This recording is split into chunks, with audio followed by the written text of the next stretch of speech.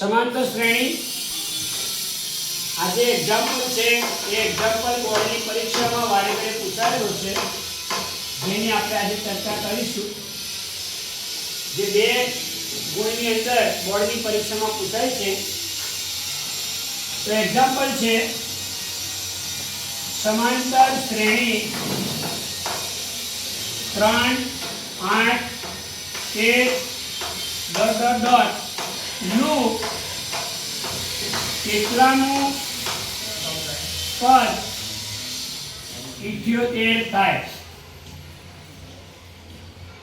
પ્રશ્ન છે કે તમને એક સમાંતર શ્રેણી આપી છે 3 8 13 તો પહેલું પદ 3 છે, બીજું પદ 8 છે, ત્રીજું પદ 13 છે।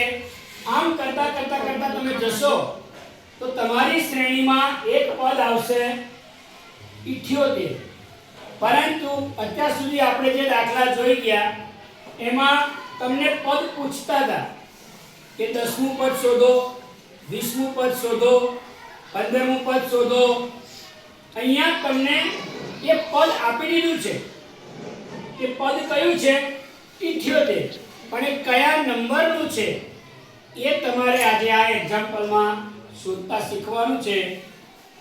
તો સૌથી પહેલા a બરાબર કેટલા 3 ડિફરન્સ d નું સૂત્ર શું છે a2 a1 a2 કેટલા 8 a1 3 તો કેટલા થશે 5 તો a મળી ગયો d મળી ગયો। શોધવાનું છે આપણે n, અત્યાર સુધી n આપી દીધા તો n તમને શોધવાનો છે પણ 78 છે એ તમે જાણતા નથી એટલે n નું પદ લઈ લઈશું। 78 કયા નંબરનું છે એ આપણે જાણતા નથી તો કયો શું લઈ લઈશું n નું પદ। હવે આપણે an બરાબર a n 1d આખું an તમને આપેલું છે કેટલા તમે મોટા ભાગે અહીંયા જ ભૂલ કરો છો કે અહીંયા તમને પદ આપેલું છે એ કયા નંબરનું છે એ ફાઇન્ડ કરવાનું છે। તમે શું કરશો અને n લઈ લેશો એટલે એ 78 કરી દેશો। એ 78 નહીં 78 પદ છે એ કયા નંબરનું છે એ તમારે જોવાનું છે। ચાલો એ કેટલા 3 n એ તો શોધવાના છે। ડિફરન્સ કેટલો આપ્યો છે 5।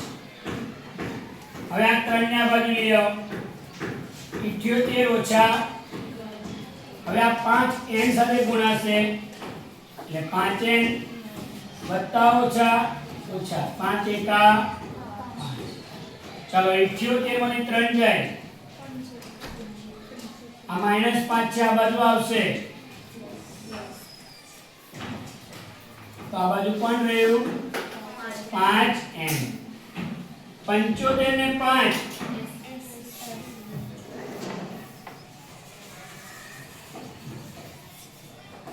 75 ને 5 80 બરાબર 5 છે।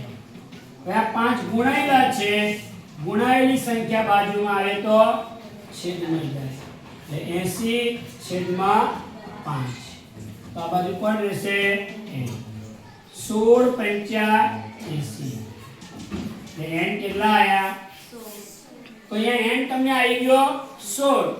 પણ પ્રશ્ન શું પૂછ્યો છે કેટલામું પદ 78 થાય તો બોર્ડની પરીક્ષામાં જે પ્રશ્ન પૂછ્યો હોય એ તમે શોધી નાખો પણ છેલ્લે એને જવાબ તો એની ભાષામાં આપવો પડે। લખવાનું આમ 16મું પદ 78 થાય।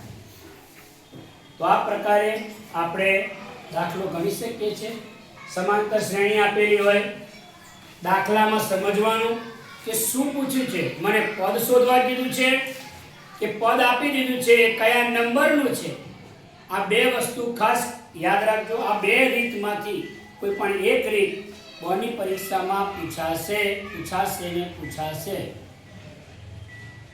એટલે ચેક કરવાનું કે પદ આપ્યું છે કે પદ કયા નંબરનું છે એ આપ્યું છે. પદ આપ્યું હોય તો n ફાઇન્ડ કરવાનો અને 20મું પદ 25મું પદ શોધવા કીધું હોય તો પછી a20 a15 એ રીતે શોધવાનું છે.